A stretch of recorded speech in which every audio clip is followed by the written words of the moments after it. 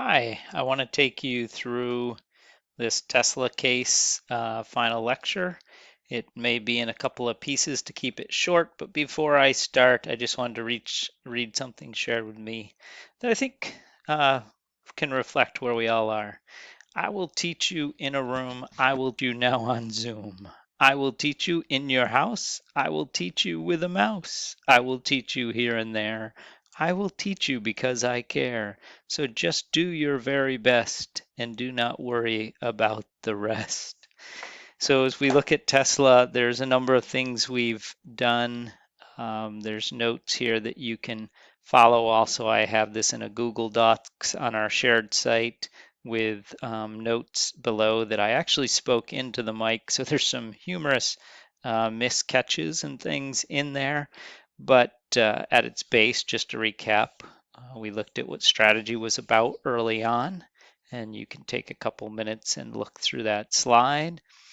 We had a model that we've been working with, and it's really these first three areas that we'll be working on. We did a lot with external analysis, then we began to work more in depth with internal analysis, and then had we been physically together, the next piece would have been strategy formulation, which is really where we primarily end on cases with a little bit of discussion about evaluation and control and implementation plans. But it's much harder to do without a real project.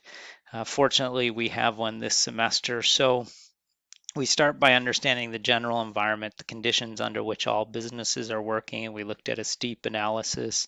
Again, there's some good details if you look at the Google slide version of this, but we have begun to at least answer parts of what's happening in our society and technologically, economically, ecologically, and politically. Some of those findings would seem a bit dated even now, just a couple months later, with all that's going on with the current crisis. There's a framework that kind of gives you some areas to ask about or think about, and at least in normal circumstances, to be able to kind of start to categorize where you would be doing research online to get this information. And I can't highlight enough that the Google slide probably has more detail, but I'm trying to keep this to recording to a feasible amount of time for you to listen to. So then we looked at the industry more specifically and tried to figure out where there were weak, moderate, and strong threats to the industry around five forces, looking at suppliers, customers or buyers, potential competitors yet to enter the industry, existing companies or competition within the industry, and then the possibility of substitute products and services. We then looked at various stakeholder groups like customers, employees, owners, investors, suppliers, and tried to understand how they might currently fit into our strategic plan, whether they have high potential or low potential to threaten in, high potential or low potential for cooperation, and can kind of categorize them in this. Remember, the boxes to me are continuums, so where they are in the box matters. And finally, we did a competitive analysis comparing you can compare Tesla to at least one or two key competitors, or you could benchmark them to the industry and compare to one key competitor, but it's helpful to have some framework to do that. When you're all done, you can boil that down to a few core opportunities and threats, ideally three opportunities, three threats that you see as the most critical from all of that research. So you'll uncover a lot more than you'll focus on.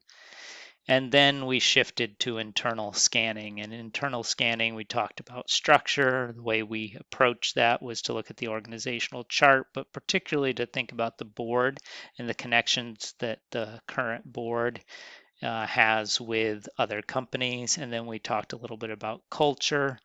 Again, you can look at things like mission, core values, but you can also kind of see what people are saying off of the company website and in reputable business press sources.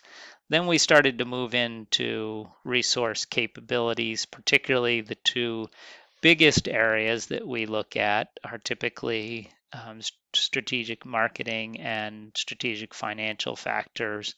Um, and you were asked and working on and getting close to the time of presenting before we stopped meeting face to face these components. So looking at the 4 Ps here in the middle, thinking about what's happening in the market, and is the share of the companies growing or shrinking? Is the industry as a whole capturing more or less market share? What's its future looks like? Who are the customer segments, and where are we in this product or service life cycle? Is it fairly new? Is it and therefore expanding? Is it fairly mature, or is it already in decline? Some specifics about profitability and market share and brand reputation. Within financials, trying to understand both trends, what has happened over time within the company, and benchmarking. What does this company's financials look like compared to the industry as a whole, or compared to a key competitor? And we look at various kinds of financial indicators, profitability being the overarching, but liquidity, being concerned about cash flow issues, financing, how are we utilizing debt appropriately, and then we moved into thinking about organizational resources and capabilities. This would be more like the COO operation on the team, thinking about R&D and how are we making use of that, unique ways of structuring, getting the work done, which is really operations, or kind of the processes that we use in our organization to either help us do things more efficiently, more effectively, but that can differentiate us from others in the same industry. And this is an example of information around Harley Davidson.